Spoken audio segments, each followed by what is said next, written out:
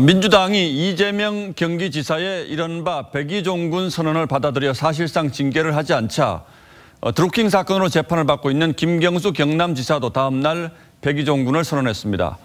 이런 경우에 백의종군이라는 표현이 적절한 것인가 하는 논란도 있습니다만 어쨌든 오늘 이 두 지사의 이른바 셀프 징계에 대해서 따져보도록 하겠습니다. 자, 강동원 기자. 예.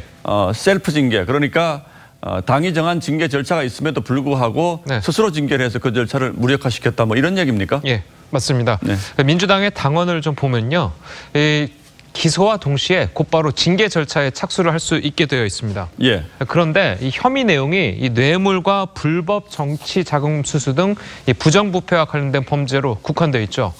자, 이재명 지사는 친형 강제 입원 의혹으로 이 직권남용 등의 혐의를 받았고, 이 김경수 지사는 드루킹의 업무 방해 혐의에 공범 등으로 이 재판에 넘겨진 상태여서 바로 징계하기 어려운 부분이 있는 겁니다.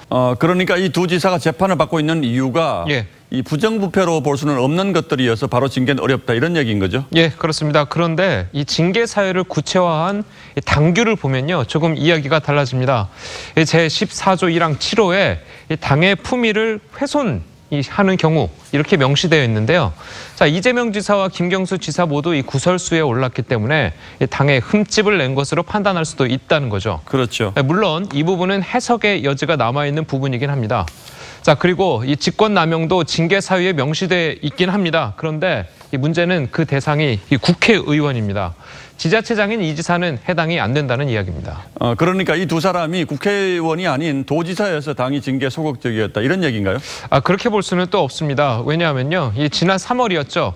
이 안희정 충남지사의 미투 의혹이 불거졌을 때는 이 보도 당일에 긴급 최고위원회를 열어서 이 출당과 제명 조치에 착수한 바가 있었습니다. 그럼 그 경우하고 이런 경우는 또 무슨 차이가 있는 겁니까? 그러니까 당시 안희정 전 지사의 경우에는요, 이 최소한의 사실관계를 인정했던 것에 반해서 이재명 지사와 이 김경수 지사는 혐의를 부인하고 있다는 점이 다릅니다. 그런데 아무리 그렇다고 해도 이 형평성 논란은 제기되고 있습니다. 자, 물론 뭐 언론이 만들어낸 표현이긴 합니다만, 예. 이 셀프 징계라는 것, 이거 자체는 사실은 말이 안 되는 거죠? 예, 맞습니다. 이 셀프 징계, 말씀하신 대로 이 셀프 징계라는 말 자체가 성립이 안 된다는 말이죠. 안 되는 말이죠. 거기다가 이재명, 김경수 이 두 지사 모두 이 직접 징계라는 말을 한 적도 없고요. 그저 당원 또 당직자로서의 권리를 행사하지 않겠다고 했을 뿐인데, 자, 이것을 스스로 징계를 내렸다고 표현하는 건 이 무리가 있다, 이런 비판이 나오고 있습니다. 자, 더군다나 이번 일로 나쁜 선례를 남기게 됐다는 비판도 나오는데요.